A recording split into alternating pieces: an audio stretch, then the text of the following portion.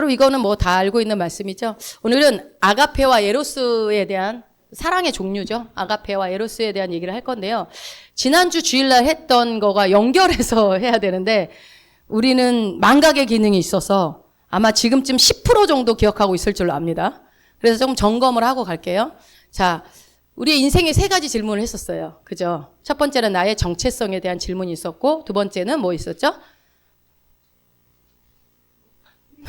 어디서 왔고 어디로 갔고 뭐 하다가 있죠. 그래서 어찌됐건 나의 정체성은 뭐다라고 그랬죠? 우리가 3가지로 정리했었죠. 하나는 하나님의 아들로서 정체성이 있고, 두 번째는 그리스도의 신부로서, 세 번째는 그리스도의 몸. 제일 중요한 거 그리스도의 몸. 그죠? 그리스도의 몸으로서.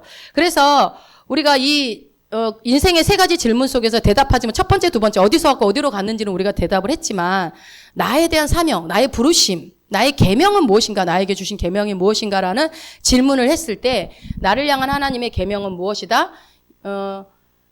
구약에서는 몇 가지였죠? 다 잊어버리셨군요. 10%가 아니었군요.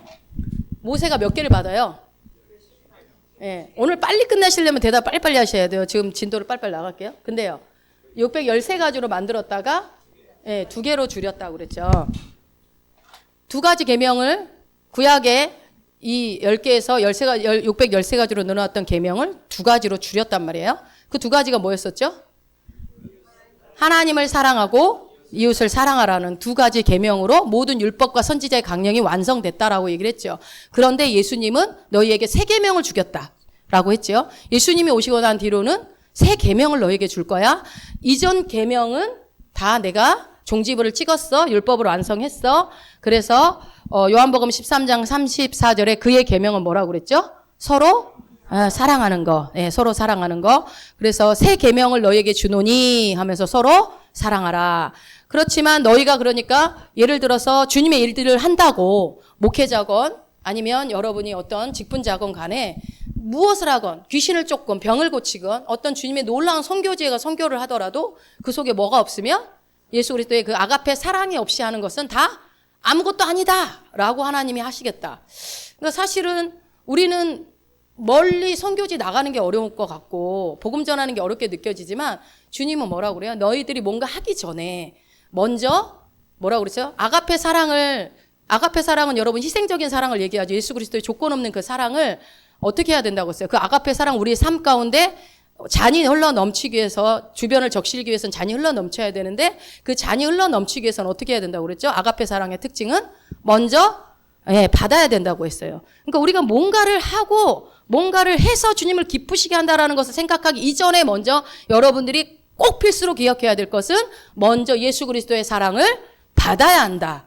근데 여러분 이거 되게 쉬운 것 같지만 받지 못한 사람이 상당히 많습니다.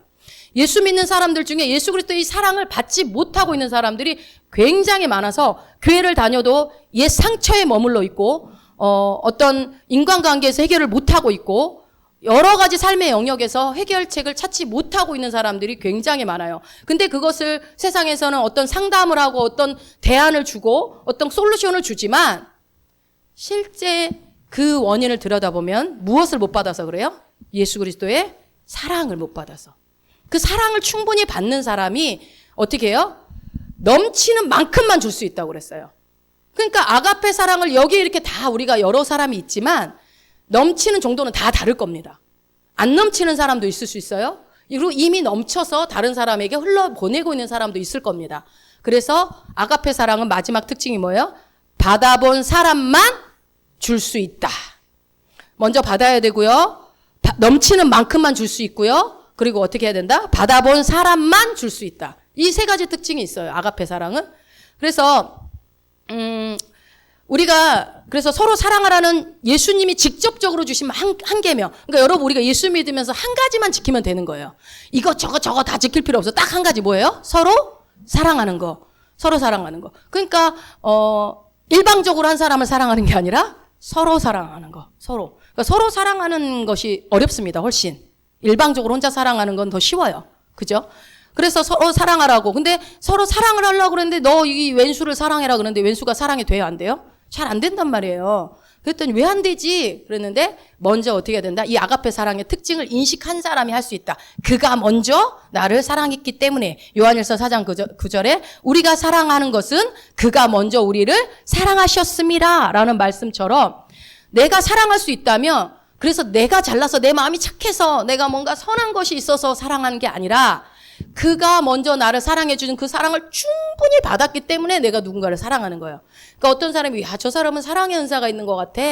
뭐 사랑이 넘쳐. 그 사람들은 어떤 거겠어요? 주님의 사랑을 듬뿍 받은 사람이 그렇다는 거예요. 사랑이 없는 저 사람은 사랑이 없어 그러면요. 아무리 목회자라도요. 그분은 그 첫 번째에서 문제가 생긴 거예요. 거기부터 해결하고 와야지 돼요. 여러분 목회자가 예수 안 믿고 목회할 수 있어요? 안 그럴 것 같죠. 근데 일부 영역에서는 그러지 못할 수도 있다는 거예요. 그 부분이 그러니까 우리가 그러잖아요. 인간의 사랑도 사랑을 받아본 사람이 사랑을 줄 수 있다라는 성경에 예수를 믿지 않는 사람들로 그런 얘기는 쉽게 해요. 왜 그래요? 고기도 먹은 사람이 먹는다 하는 것처럼 경험하지 않은 것을 내가 누군가에게 줄 수는 없어요. 그죠?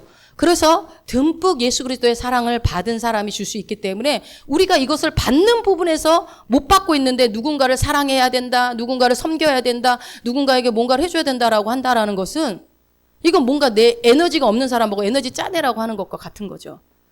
그래서 주님은 우리에게 무거운 짐을 준 적이 없습니다. 그래서 일방적으로 사랑해라, 너 일방적으로 하나님 사랑해라 했던 구약의 계명이 서로 사랑해라. 하나님을 너희가 나를 사랑할 필요는 사랑 먼저 해라라고 구약에서는 얘기했다면 신약에서는 빠졌죠. 뭐가 빠졌어요? 하나님을 사랑하라는 것이 빼놓고 뭘로 바뀌었어요? 내가 너희를 사랑했다. 내가 너희를 먼저 사랑했다로 바뀌었어요. 구약에서는 너희가 나를 사랑해라라고 했다며 그러면서 그러니까 여러분 우리가 새 계명 복음이 내 안에 왔다는 것은요. 엄청난 놀라운 우리의 삶에 자유함을 주고 기쁨을 주고 행복을 주고 우리의 모든 짐을 내려놓는 거예요. 그러니까 어떤 사람들은 예수 믿는다고 하면 짐이 얹어지고 뭔가 막 하지 말라는 게 많고 하라는 게 많고 막 이런 어떤 종교적인 율법적인 행위들을 먼저 생각하죠. 야, 교회 다니면 술 못 먹잖아. 교회 다니면 주일날 어디 놀러 못 가잖아. 근데 여러분 술 못 먹고 교회 주일날 놀러 못 가는 거 정도에 비유합니까? 우리가 예수 믿는 것이? 그 정도는 그거는 이 땅에서 죽고 나면 뭐 다 소용도 없어요. 돈 많은 것도 다 소용도 없어요. 오직 남는 거는 뭐만 남는다고 그랬어요? 그게 오늘 얘기하려고 그래요. 자, 고린도전서 이제 오늘 그래서 아가페 사랑에 대해서 좀 더 구체적으로 말씀을 나눌 건데요. 고린도전서 13장 13절을 발금 읽었죠? 그러면 여러분 질문을 하나 드려볼게요. 성경은 우리에게 많은 중요한 것들을 말씀해 주고 있어요. 그 중에서 그 중요한 중에서 가장 중요한 세 가지를 꼽으라면 뭐가 있을까요?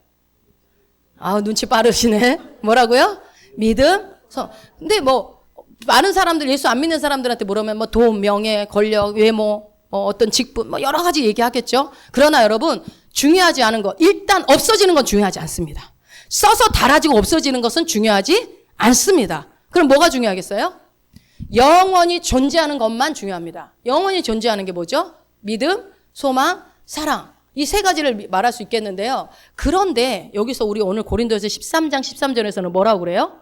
그 세 가지가 영원히 존재하는데 그 중에 제일은 뭐래요? 사랑, 러브, 사랑이라고 말씀하고 있어요. 그러므로 여러분 그러면 우주 만물 중에서 가장 중요한 게 뭐예요 그러면? 그러니까 주님이 서로 사랑하라고 계명을 직접적으로 주셨죠. 예수님이. 근데 여기서 그 사랑은 뭐다? 아가페일까요? 에로스일까요? 아가페를 말하고 있습니다.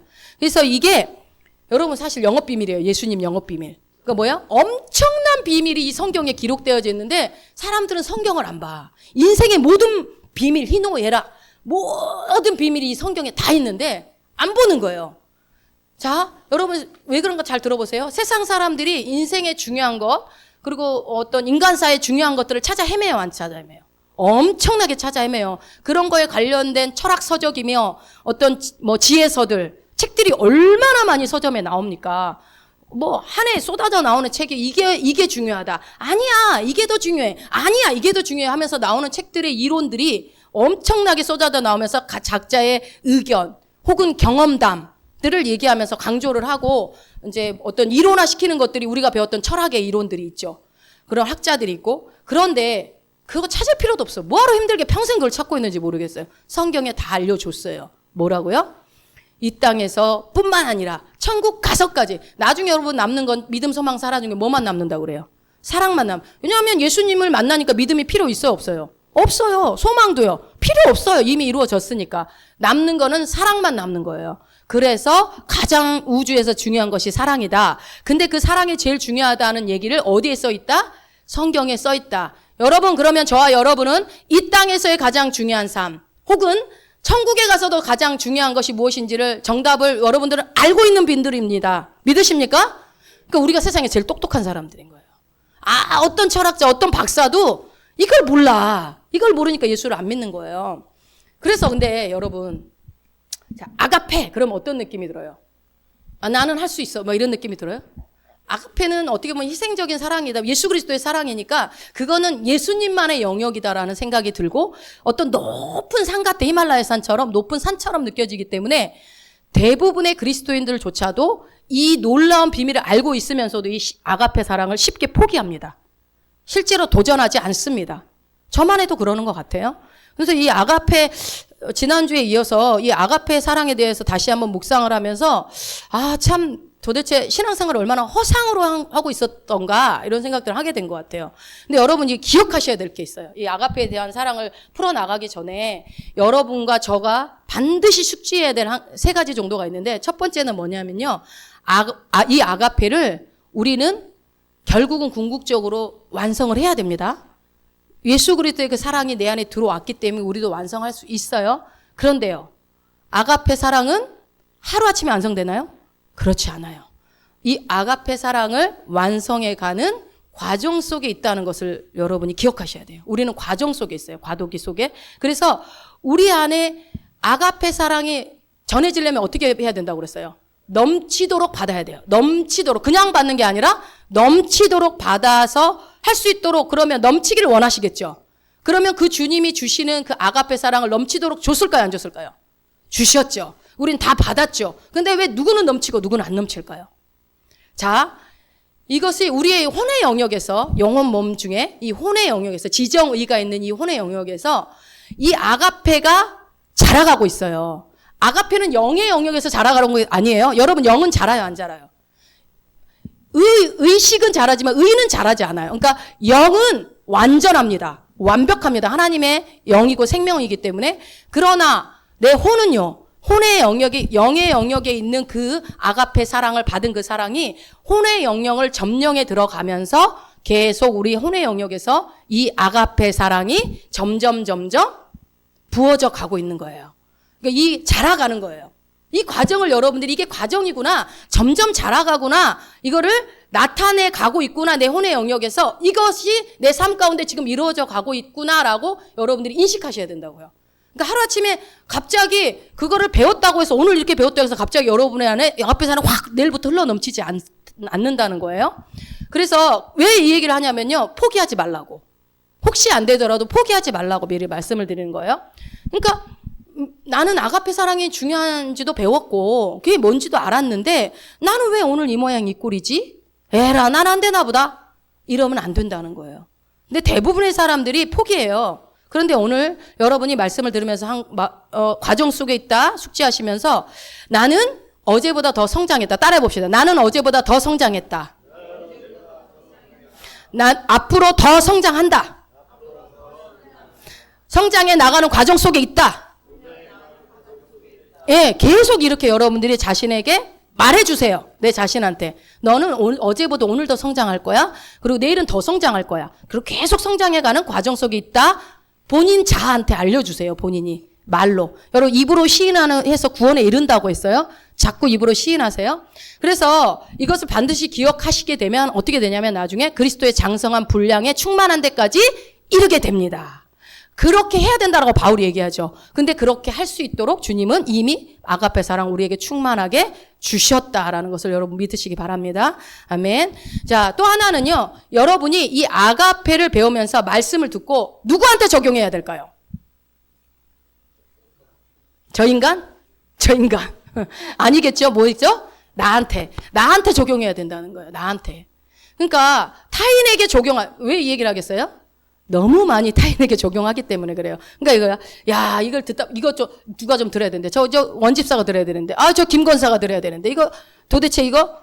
저 우리 남편이 들어야 되는데. 우리 아내가 들어야 되는데. 이거 졸고 있어, 안 듣고. 이거 좀 들어야 되는데. 우리 애들이 들어야 되는데. 이렇게 생각하면 그 사람에게야말로 진짜로 아가페 사랑이 필요한 사람입니다.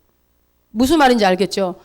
정말 어떤 말씀이든 여러분 나한테 적용을 해야지 다른 사람이 들었으면 좋겠다. 이렇게 어떤 생각이 조금이라도 들어온다면 여러분은 문제가 있습니다. 말씀은 나에게 하나님 언제나 주관적으로 나한테 1대1로 말씀하시지 옆 사람 얘기를 저한테 하진 않아요. 저 왼수가 이렇다. 막 이렇게 얘기하지 않는다고요. 그러니까 타인에게 적용하는 그 사람이 이 말씀을 들어야 된다라는 거. 배워갈 때 여러분 이게 평가가 상대방을 위한 평가가 아니라 뭐라고요? 나 자신을 돌이키는 말씀이라는 것으로 염두에 두시고 들으시기 바랍니다. 그리고 또 하나 세 번째는요. 이 아가페 사랑에 대해서 여러분들이 이제 삶 가운데서 이루어가고 배워갈 때 풀어져 나갈 때 디테일에 빠지면 안 돼요. 디테일이 뭐예요? 너무 세부적으로 너무 복잡하게 세밀하게 따지면 혼란이 와요. 그러니까 예를 들면 이거 아가페 사랑 아니야? 이거 나중에 예를 들어서 뒤에 가서 좀 더 자세히 설명을 해드릴게요. 어떤 질문들이 나오는 거야. 그거 아가페 사랑 아니야? 그거 아가페 사랑으로 하는 거잖아. 이러면서 그러면 이런 질문들이 나오게 되면요, 그 질문하다가 진도를 못 나가. 그러니까 어떻게 되냐면 여러분 큰 그림을 그리세요. 이 아가페 사랑에 대해서 큰 그림을 그려야 여러분에게 훨씬 유익합니다. 자.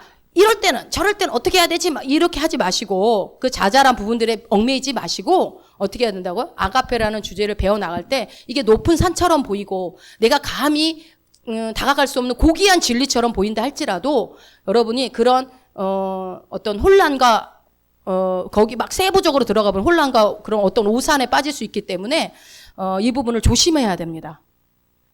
자, 또 이 아가페는요. 우리가 이 고린도전서 13장의 사랑장이죠. 이 사랑장에서 사랑은 오래 참고 온유하고 이런 말씀을 우리가 다 웬만하면 다 외우고 있어요. 왜? 노래로도 있으니까.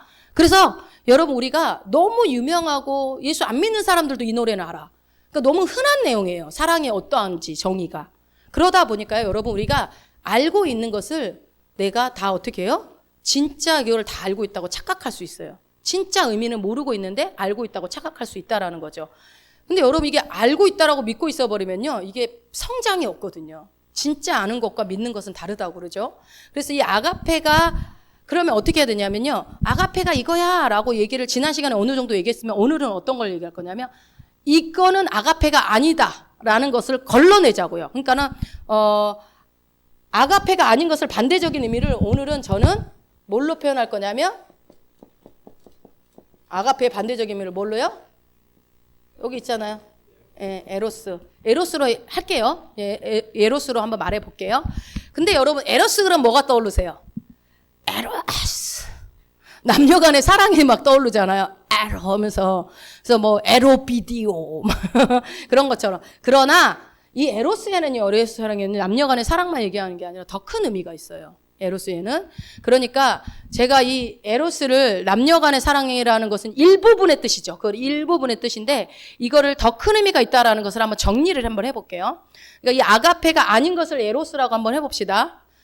아닌 것을. 그러면은 아가페가 아닌 것들, 이 순금의 찌끄러기들, 순금을 못 부르게 부르는 그 찌꺼기들, 이것들을 우리의 삶에서 찍어내고 골라내면 우리가 순금이 되지 않겠습니까? 그래서 이거를 금속에 섞여 있는 찌끄러기를 걸러내지 않고 우리가 우리의 삶 속에 내가 아가페가라고 생각을 했는데 에로스 사랑을 하고 있었던 부분들을 걸러내보자고요, 오늘.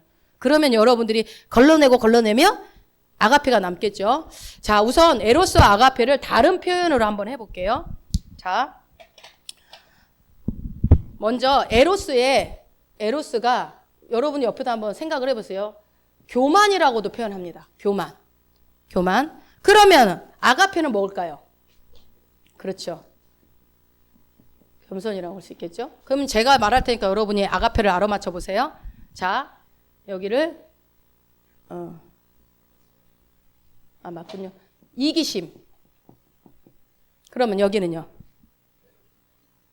이기심의 반대 모르시나요? 네, 이타심. 자, 또 해볼게요.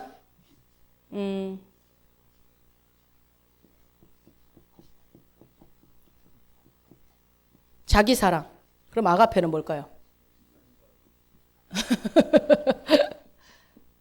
자기 부인. 여러분 자기 부인 누가 얘기해요? 예수님이 얘기하잖아요. 자기 부인. 그러니까 예수님이 자기를 부인하고 라고 할 때는 이걸 말하는 거예요. 그러니까 자기를 사랑하는 거. 네. 자, 맞나요? 아닌죠? 제가 반대로 얘기했나요? 맞죠? 네. 그 다음에요. 여기가 옛사람이면 여기는 뭘까요? 뭐 어려운 거 제가 하나요?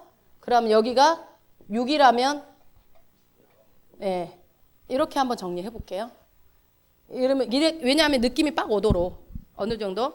그러니까 0과 6은 로마서 8장에서 0의 반대의 의미를 6으로 쓰잖아요. 그래서 우리가 영혼 몸 할 때 영혼 6이라고 하지 않고 몸이라고 하는 것은 우리의 육체를 진짜 얘기한 거고 0의 반대를 쓸 때는 뭘로 써요? 6이라고 써요. 6. 그렇죠?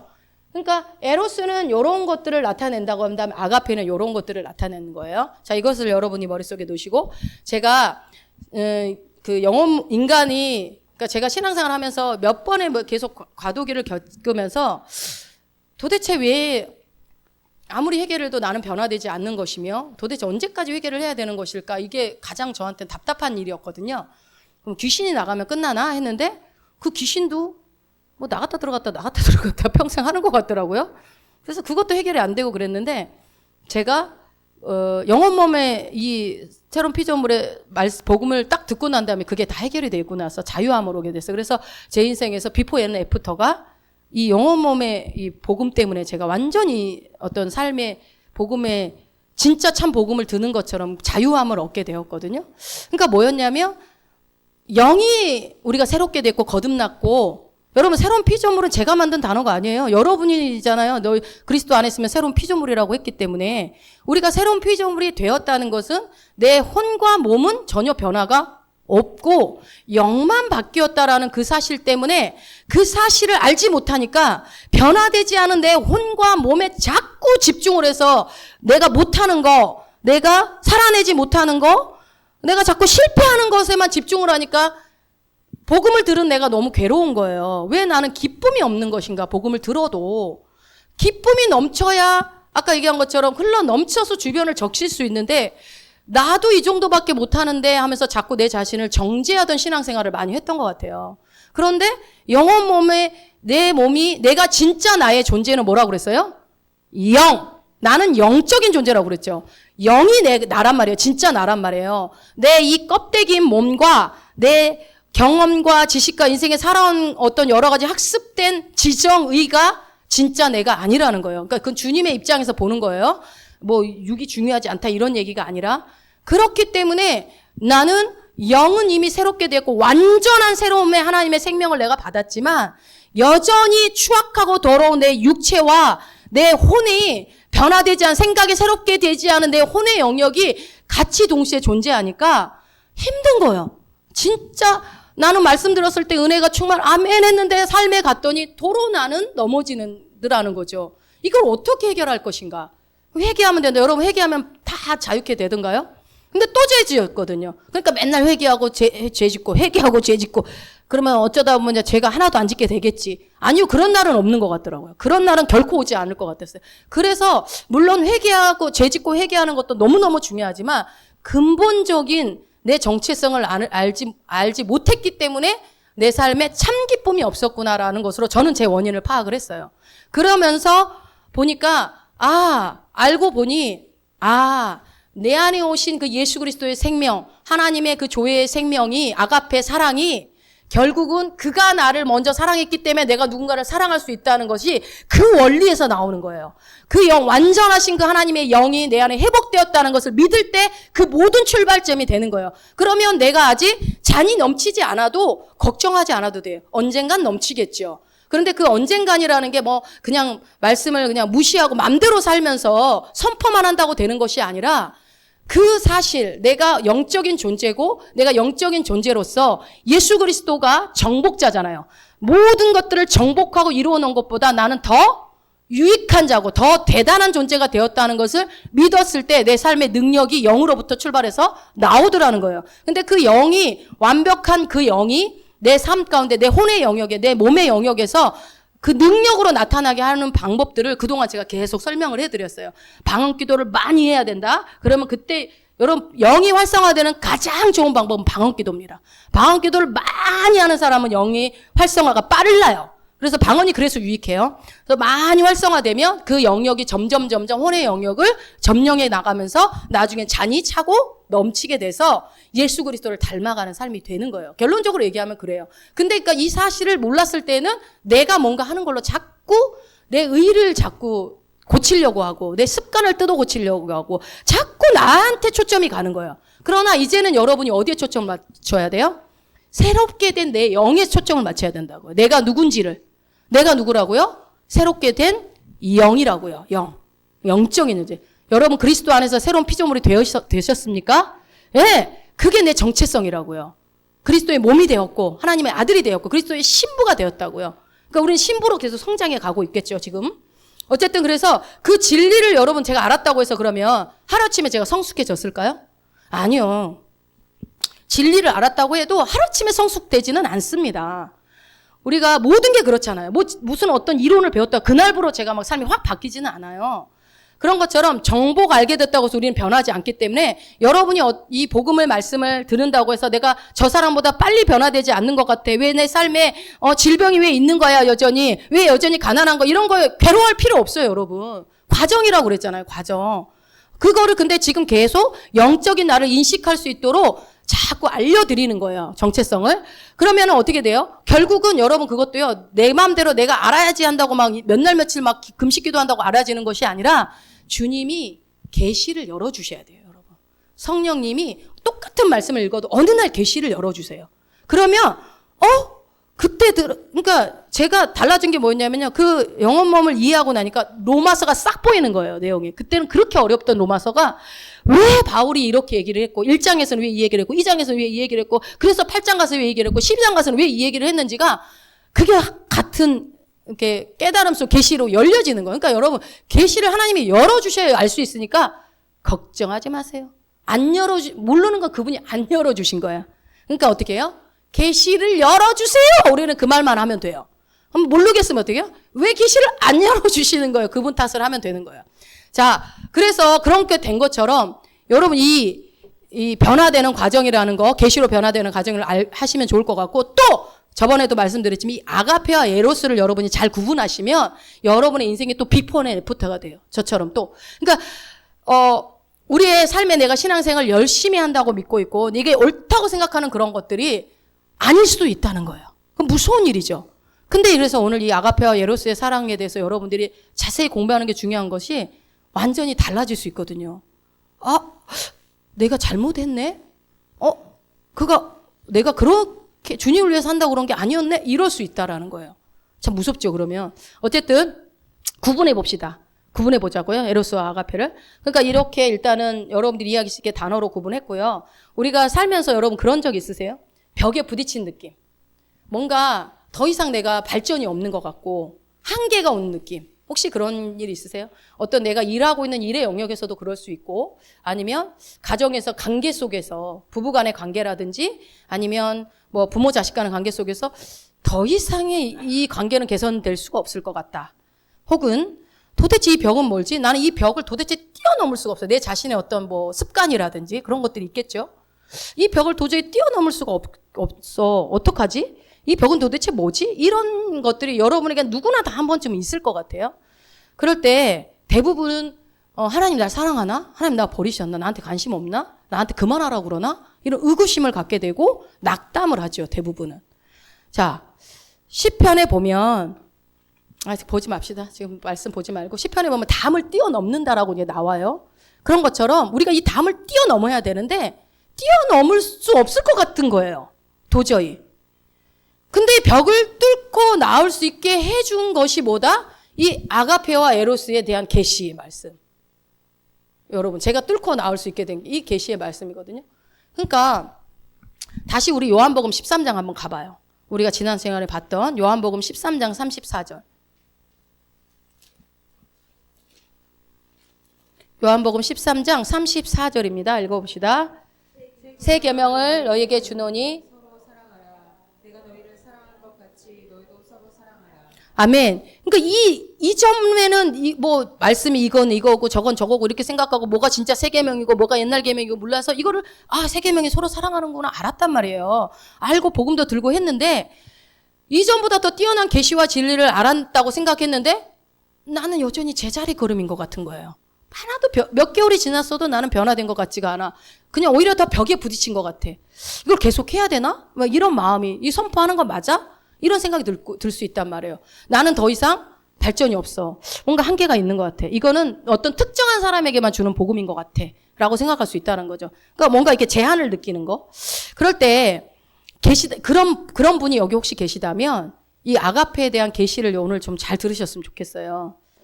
자, 그렇게 되면요, 여러분이 거기서 이 벽 앞에서 빡 부딪혀서 내가 이 벽을 못 뛰어넘겠다라는 마음을 이제 뛰어넘게 만들어 줄 겁니다. 자, 이 아가페를 여러분, 그러니까 우리가요, 이 아가페와 에로스의 사랑을 구분할 수 있게 되면요, 우리의 이 신앙의 사역들, 그리고 이 인간관계, 그러니까 남편과 아내, 자식과 부모, 어떤 부모와 자녀, 아니면 혹시 교회 성도님과 목사님과의 관계, 그런 모든 것들이 사실 우리 인생에 굉장히 의미 있는 관계잖아요.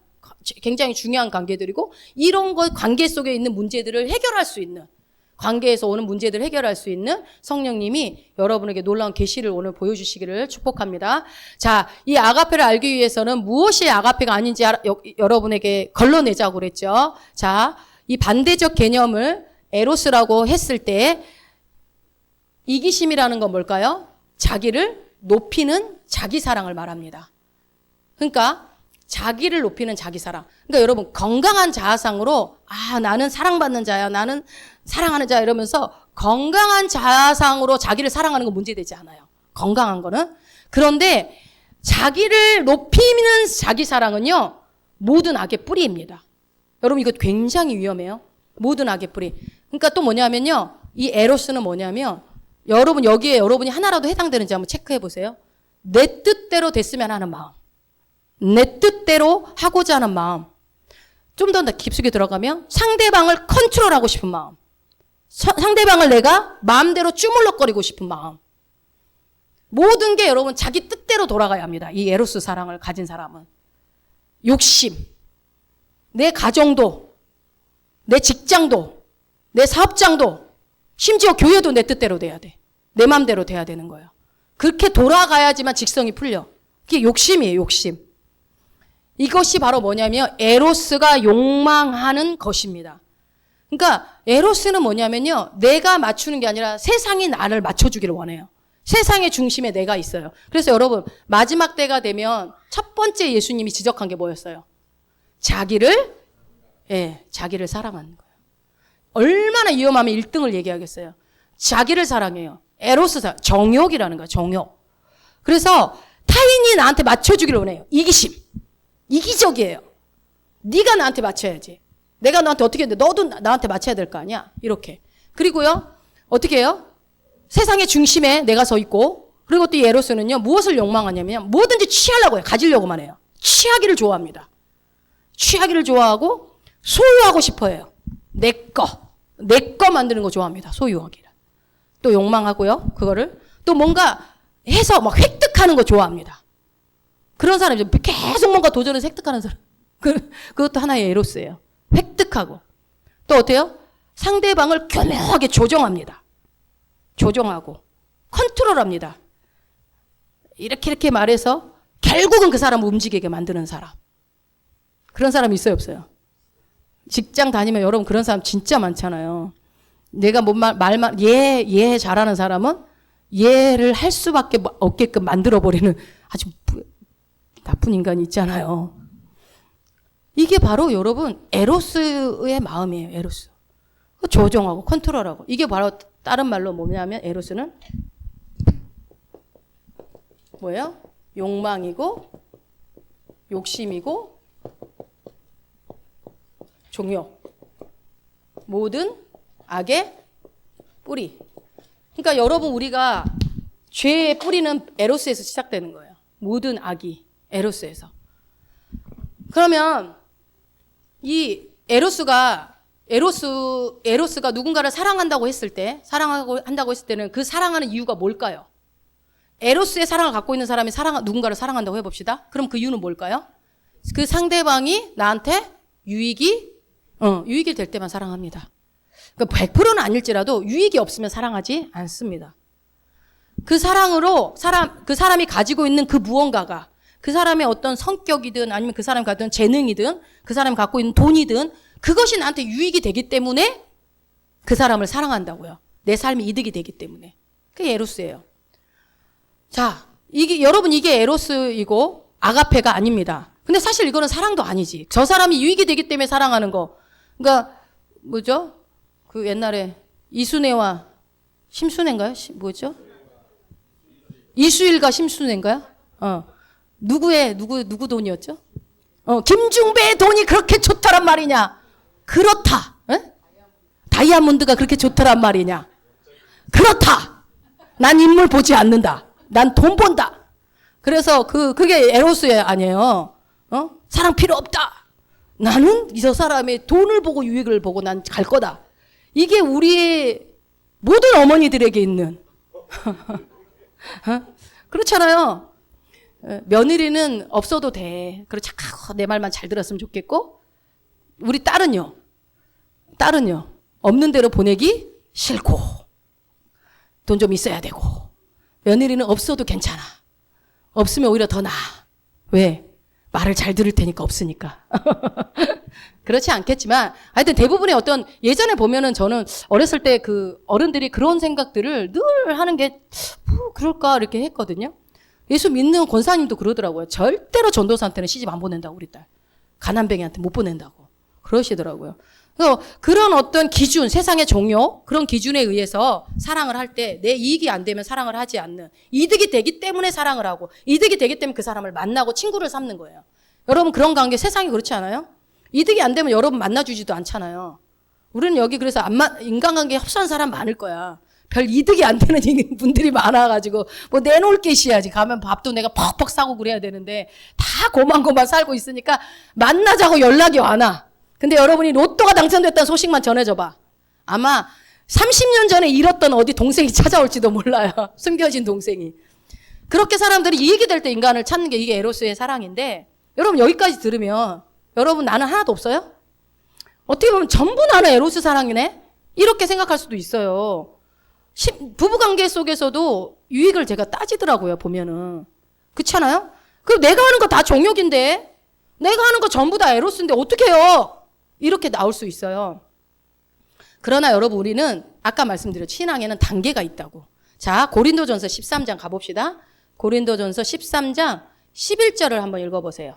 고린도전서 13장 11절. 내가 어렸을 때에는 말하는 것이 어린아이와 같고 깨닫는 것이 어린아이와 같고 생각하는 것이 어린아이와 같다가 장성한 사람이 되어서는 어린아이의 일을 버렸노라. 네, 여기 보니까 신앙에는 단계가 있다고 얘기하고 있죠. 내가 어렸을 때는 그리고 어떻게 해서요? 나중에 장성한 사람이 되어서는 그러니까 우리는 장성한 그리스도의 장성한 분량에 충만한 데까지 이르러야 된다고 했죠. 근데 이게 신앙의 단계가 어린데 예를 들어서 우리 아연이나 서연이나 경민이한테 니네 왜 이렇게 어려? 왜 이렇게 어린 거야? 왜 11살, 12살밖에 안 됐어? 이렇게 혼내면 돼요, 안 돼요? 뭐 어떡하라고. 내가 11살인 거 12살인 거 어떡하라고. 어린 것처럼 이게 물론 신앙생활의 연차에 비례하면 얼마나 좋겠습니까만은 그렇지 않는다는 거예요. 이 신앙 안에서 속도는 다 달라요. 그래서 이게 어느 단계에서는요. 전혀 아가페를 할 능력이 없는 단계가 있다는 거예요. 여기는 별로 그런 분들이 없겠지만 아가페 할 능력이 없는. 그래서 여러분 아가페를 하려면 어떻게 해야 된다고? 이 잔이 어떻게 해야 된다고요? 넘쳐야 돼요. 넘치는 사람을 장성한 사람. 넘치지 않고 바닥에 차 있거나 중간에 차 있거나 이렇게 막 한 8분의 10분의 2, 8 이렇게 차 있는 사람들은 아직은 어린아이라고 표현하면 돼요. 어린아이.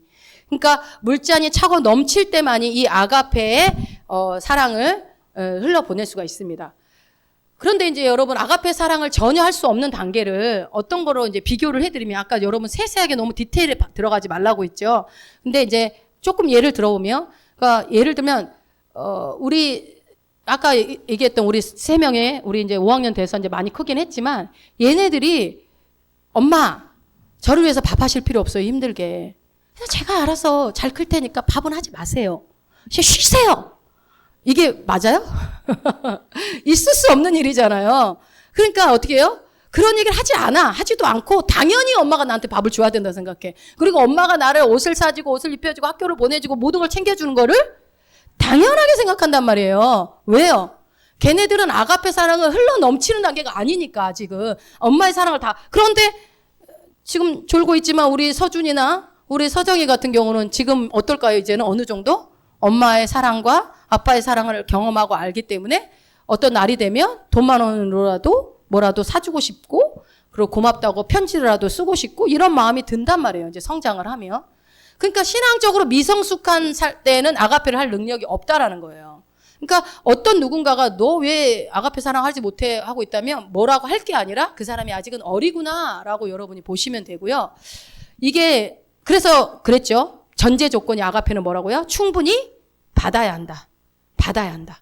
자, 여러분 제가 지금 이 에로스를 묘사하는 데 있어서 내가 하는 사랑은 모두 에로스인데 이렇게 생각이 들 수 있잖아요. 우리가.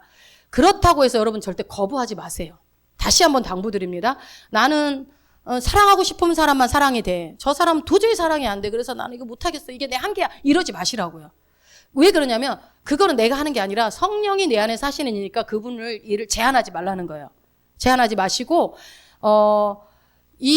여러분이 이 나누는 이 아가페 사랑을 여러분과 나누는 목적 중에 가장 큰 목적이 여러분이 나는 아가페 사랑을 못하고 있네. 요거가 오늘 제가 여러분에게 목적이에요. 그 못하고 있네. 이거 깨닫는 거. 거기까지. 그러니까 여러분에게 크게 막 바꿔야 됩니다. 이런 얘기 안 합니다. 깨닫기만 하시면 돼요.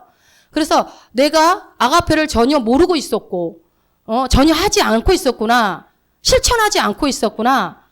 내가 하는 게 아가페가 아니었구나. 요것만 깨달아도 오늘 성공이에요.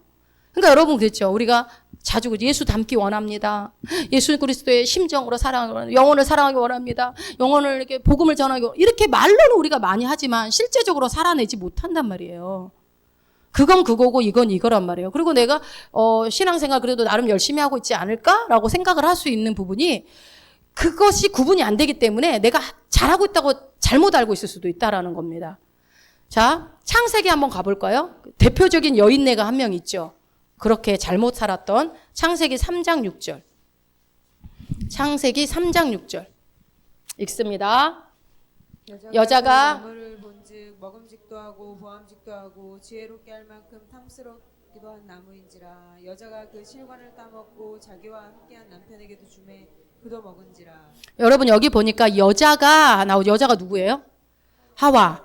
지혜롭게 할 만큼 탐스럽기도 한 나무인지라. 이거 누구 생각이에요? 하와의 생각이에요. 누가 알려준 적이 없어요? 하와의 생각이에요. 그러니까 하와는 선악과를 보는 순간 자기를 지혜롭게 할 거라는 것이 보인 거예요. 뭔가 저걸 지혜롭게 할 만큼 탐스럽게 보인 거예요. 그 저거를 먹으면 어떻게 되는 거예요, 내가? 지혜롭게 된다는 거예요. 그러니까 선악과가 나한테 주는 어떤 이득이 있다라는 것을 생각을 한 거죠. 그럼 내가 지혜로워지겠구나. 저거 먹으면 이게 바로 에로스라고요. 정욕이라고요. 내가 저 사람을 잘 이용하면은 내가 뭔가 사업에 뭔가 성공이 있겠구나 해서 그 사람을 진짜 좋아하지 않으면서 굉장히 좋아하는 척 옆에 달라붙고 연락하고 막, 뭐 밥 사주고 이렇게 한단 말이에요. 그러다가 그 사람이 망하면요. 뒤도 안 돌아보고 간다고요. 이런 에로스. 그래서, 우리가 에로스, 정욕, 막 이러면 거의 성적인 사랑을 여러분 우리가 대부분 생각을 많이 하고 그것으로 이렇게 제한하는데요. 그렇지 않아요. 정욕이라는 거 말 자체가 약간 성적인 느낌이 있긴 하지만 이 에로스는 성적인 것 말고 정욕도 성적인 것 말고 뭐예요? 무엇이든지 내게 넣으려고 탐하는 거. 그러니까 누가 오늘 막 최수사가 예쁜 옷을 입고 저 옷이 막 너무 나도 입고 싶은 거야. 막 탐하는 거야. 그거. 그냥 저 사람이 뭔가 이렇게 좋은 신발을 신었으면 너무 막 갖고 싶어. 아니, 갖고 싶을 수도 있죠. 그런데 어떻게 하라고요? 탐한다고요. 욕심을 낸다고. 신발이 있는데도 막 그런 거. 그죠? 그래서 무엇이든지 내 손에 넣으려고 탐하는 거. 근데 그런 여러분 정욕, 에로스를 갖고 있는 사람들의 특징은 내가 갖고 있는 거하고 상관없어요. 무조건 내가 탐하는 거예요. 자, 이 에로스의 근원이 어디에서 나온 줄 아세요? 루시퍼에서 나온 겁니다. 루시퍼가요, 무엇을 뺏으려고 했는지 아세요? 왜 천사가 마귀가 됐죠? 하나님의 영광을 뺏으려고 했거든요. 그거 한번 찾아볼까요? 이사야 14장. 이사야 14장 13절에서 14절. 이사야 14장 13절에서 14절입니다. 읽겠습니다. 내가 내 마음에 이르기를 내가 하늘에 올라 하나님의 무별 위에 나의 보좌를 높이리라. 내가 북극 지폐의 산 위에 좌정하리라. 가장 높은 구름에 올라 지극히 높은 자와 비기리라 하도다. 여기 무슨 말이에요? 지금 루시퍼 얘기잖아요. 루시퍼가 하나님의 보좌를 탐내고 있는 거예요. 그죠? 그래서 마지막에 지극히 높은 자와 비기리라. 내가 하나님과 똑같아질 거야. 이렇게 얘기하고 있는 거죠. 그러면 이래요. 야, 구한 게 하나님의 영광인데 그게 뭐가 나빠? 라고 할 수 있지만 이게 뭐 선한 거 구한 거 아니야? 하나님의 영광 구한 건데? 아니요. 하나님의 것을 뺏으려고 했다니까요. 루시퍼는. 그래서 이 에로스가 욕망하는 게 뭐라고 했어요? 아까 취하고 뺏고 탐하고 상대방을 컨트롤하고 상대방을 내 맘대로 주물럭거리고 하려고 하는 그 모든 것들이 에로스. 근데 여러분 내 남편을 내 맘대로 하려고 주물럭거리려고 우리가 머리 굴리잖아요. 내 아내를 내 맘대로 하려고 머리 굴리잖아요. 저 사람이 내 뜻에 맞춰주려고 이렇게 하잖아요. 여러분 우리 순간순간 한단 말이에요. 그래서 보세요. 우리가 이 에로스를 버려야 되는 이유가 뭐냐면요. 이 에로스는요. 결국은 자기를 죽입니다. 그러니까 세상이 자기를 사랑하고 라는 말씀이 나온 이게 뭐냐면 결국은 죽는다는 얘기예요. 잘못된 에로스의 사랑을 계속 버리지 못하고 갖고 있으면 죽어요, 여러분. 그 에로스 사랑 때문에. 그림을 하나 보여드릴 테니까 좀 준비해 보세요. 이 에로스가 헬라어거든요. 헬라어인데요. 근데 헬라 사람들이 이 에로스를 심볼로 정한 게 있어요. 이거는 이제 제가 사진을 찾다 보니까 이런 게 나오는데 이런 식으로 심볼을 정해요. 이걸 에로스라고 헬라 사람들은 표현합니다. 지금 어떻게 돼 있어요? 뱀이 자기를 먹고 있어요. 그림 하나 또 있죠. 내가 막 찾느라고 얼마나 오래 걸리는지 몰라요? 뱀이 꼬리를 먹고 있어요. 근데 실제 사진이 아까 있길래 맨 처음 너무 징그럽죠. 이거 가짜인 것 같아, 이거는. 근데 뱀이 자기 꼬리를 먹어. 배고파서 먹었을까요? 배고프니까 자기 몸을 먹는 거죠. 죽는지 모르고. 일단 먹고 보자. 이거는 약간 주작이 있는 것 같고요. 어찌됐건 그렇게 헬라 사람들은 에로스를 표현할 때 뱀이 자기 꼬리를 먹는 이 원통 모양으로 상징을 합니다. 심볼로. 그래서 여러분 뱀은 모든 죄의 근원을 얘기하죠. 마귀, 죄. 그렇기 때문에 자기를 먹는다고요. 에로스를 여러분들이 내려놓지 않게 되면 아가페 사랑을 추구하지 않고 여전히 내가 에로스가 있는데도 그거를 내려놓지 않게 되면은 결국은 그 에로스가 나를 죽인다고요. 나를 집어삼킨다는 거예요. 에로스의 근원이 어디라고요? 루시퍼에서 나오는 거예요. 욕망, 빼앗으려는 거, 욕심. 그래서 여러분 잠언 16장 18절에 보면 교만은 패망의 선봉이요 라고 나와요. 교만이 뭐라고 그랬어요? 예, 교만. 교만하면 결국 망한다고요. 망한다. 그러니까 에로스를 놓지 못하고 결국은 추구하다가는 끝에 가서는 결국은 망하는 게 여러분 비일비재합니다. 세상 가운데는 이루 말할 것도 없고 근데 예수 믿는 사람이 이러면 안 된다는 거죠. 왜? 우리는 아가페 사랑을 충분히 받았는데 에로스 사랑을 결핍이 있다고 자꾸 막 욕망을 갖고 있으면 안 된다는 거예요. 그래서 여러분 영혼 몸을 이해하는 게 중요한 게 뭐예요? 이미 나는 다 있다고요. 내 안에. 우리는 출발점이 뭐예요? 이미 나는 다 가졌다라는 것을 출발해야 돼요. 이미 다 가졌다. 예수님에게 결핍이 있습니까? 성령님에게 부족이 있습니까? 없다니까요. 그분이 내 안에 내주하고 계시다고요.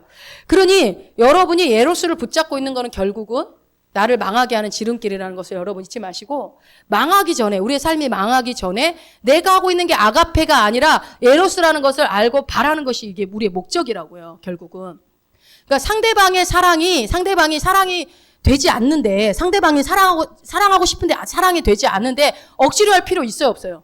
사랑해야지. 왜 사랑 안 해? 오늘 안 되네. 내일 또 해볼까? 이렇게 한다고 사랑이 되지? 않는다고요. 어떻게 하면 돼요, 여러분? 배운 걸로 근거하면 어떻게 돼요? 예수 그리스도의 사랑을 묵상하시면 되죠. 내가 어떤 사랑을 받았는지를 묵상하시면 돼요. 내가 무슨 사랑을 받았지?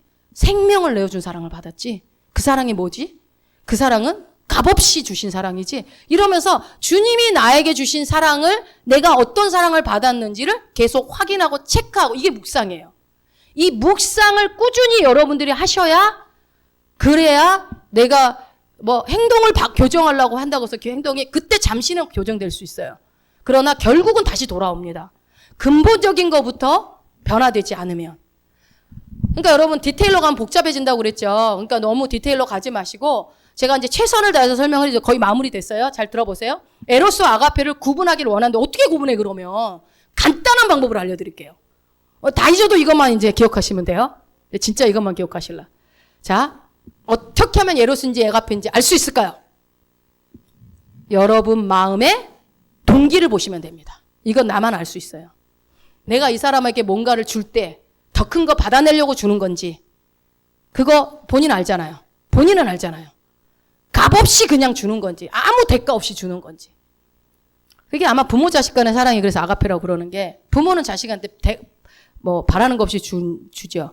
근데 요즘엔 또 바라는 분들이 또 있더라고요. 너무 잘 나가면. 그러니까 어쨌든 동기가 중요하다는 거예요. 동기가 내 안에. 그러니까 예를 들어서 여러분 저를 예를 들어볼게요. 제가 이제 사역자잖아요. 목회자인데 사역을 하는데 여러분을 제가 사역의 동역자로 봐야 되는데 함께 동역해 나가라고 하나님 붙여주신 거잖아요. 동역자로 그래서 불렀기 때문에 여러분들 한 사람 한 사람에 대한 부르심이 다 있잖아요. 다 다르죠. 그리고 몸이기 때문에 위치가 또 다 다르고 하는 일들이 은사가 다르니까. 근데 그 부르심을 성공할 수 있도록 여러분 각자에게 부르신 하나님의 그 부르심이 여러분의 삶 가운데서 성공할 수 있도록 형통할 수 있도록 제가 도와드려야 되겠죠. 이게 목회자가 할 일이죠. 도와드려야 되겠죠. 이 마음이 아가페란 말이에요. 건축사로 부르심 받았다면 그 부르심에 끝까지 달려나갈 수 있도록 계속 격려해주고 좌절하지 않게 해주시고 말씀이 어떻게 해주는지 계속 알려드리는 거예요. 그렇게 해서 하나님 나라의 왕국의 확장을 위해서 쓰임받을 수 있도록 계속 알려주고 해주는 거예요. 그런데 이게 아가페라고 한다면 에로스는 뭘까요? 저 사람이 있어야 내 목회가 성공을 해. 그래도 재정이 좀 빵빵하게 돼서 저 사람이 없으면 나는 목회를 못할 것 같아요. 그래서 저 사람은 절대 나가면 안 되는 사람, 우리 교회를 떠나면 안 되는 사람. 11조 많이 내는 사람이니까 절대 나가면 안 돼. 그래서 내 사역의 성공의 도구로 보는 거예요. 그래서 박은경 의사는 잘 안 해주고 여기만 잘해주는 돈 조금 내는 사람은 안 잘해주고. 그러니까 제가 그렇게 하겠다는 게 아니라 그렇게 되면 저는 뭐예요? 에로스를 하고 있는 거예요. 근데 여러분 이게 겉으로는 안 보이잖아요. 똑같이 대한단 말이에요. 그러니까 저 사람 힘드니까 잘해주나 보다 이렇게 생각하는데 근데 그 사람은 알아. 저는 알죠. 내 마음의 동기가 뭘로 하는지. 똑같아요. 여러분도 똑같은 거예요. 그러니까 여러분이 똑같은 행동을 하더라도 그 동기가 무엇이냐에 따라서 내가 상대방을 이용하는 것일 수도 있고요. 아니면은 그 사람이 성장하도록 돕는 것일 수도 있다라는 거예요. 그리고 설령 제가 에로스 사랑을 했어도 이 사람이 아가페 사랑을 했어도 이 상대방이 에로스로 받아들이고 떠난다 해도 그건 어쩔 수 없다고 저는 생각을 해요. 어쩔 수 없다고. 왜냐하면 그거를 제가 어떤 사람에게 인정받으려고 하는 게 아니라 주님의 부르심에 의해서 저도 이 부르심의 사명을 따라 가고 있는 것이기 때문에 그거는 어떻게 할 수 없다라고 저는 생각을 합니다. 그러니까 제가 이 사역에 있어서 가장 중요한 부분은 내가 이 목회를 성공하기 위해서 여러분들을 도구로 보지 않아야 되겠죠. 내 사역의 성공의 도구로. 볼 때마다 나이가 많아서 안 되겠다. 이 젊은 사람한테 돈도 쓰고 좀 해야지. 안 되겠다. 절대 저기는 돈도 10원도 쓰지 말자. 이러면 안 된다는 거예요. 이렇게. 그러니까 내가 성공하기 위해서 상대방을 컨트롤해버리고 내가 마음대로 도구로 보고 일하는 기계로 여러분을 이용해버리게 되면은 이제 여러분들은 속을 수 있을지 몰라도 주님은 안 속죠. 네, 우리 마음의 동기 때문에. 그러니까 여러분 내가 아가페 사랑을 하고 있는지 에로스 사랑하고 있는지 항상 동기를 점검하세요. 내가 이 상대방에게 요거를 뭔가를 주고자 할 때 아니면 사랑을 베풀고자 할 때 뭔가 말을 할 때 진짜 동기가 주님의 말씀에 근거한 동기인지 아니면 내 유익을 위해서 하는 동기인지를 한번 꼭 동기를 살피셔서 이기적인 목적으로 상대방을 이용하거나 어떤 이기심을 가지고 내 유익을 취하거나 그렇게 하지 마시기를 바랍니다. 그래서 올 한 해는 여러분 우리에게 목적은 이 아가페를 계속 실천해 가는 것들을 이제 말씀을 통해서 볼 거예요. 결국은 우리가 이 아가페 사랑, 여러분 사람을 바꾸는 거 아가페밖에 없거든요. 변하지 않는 남편, 변하지 않는 아내, 아가페가 바꿉니다. 아가페는 그 아가페가 나를 바꿨거든요. 그런 것처럼 다른 사람도 바꿀 수 있어요. 그리고 예수 안 믿는 그 누군가에게도 이 아가페 사랑이 들어가면 바뀝니다. 그래서 내가 지금 이기적인 목적으로 상대를 이용하고 있는지를 한번 점검을 해보시고요. 아니면 이타적인 마음으로 상대가 잘할 수 있도록 계속 여러분들이 그런 마음을 가지시고 이 아가페에 대해서 앞으로 계속 나눠가면서 아가페 가운데 더 한층 더 여러분들이 성장해 가기를, 그래서 아가페를 보여주시러 이 땅에 오신 그 예수 그리스도 이름으로 축복합니다. 예, 찬양합시다.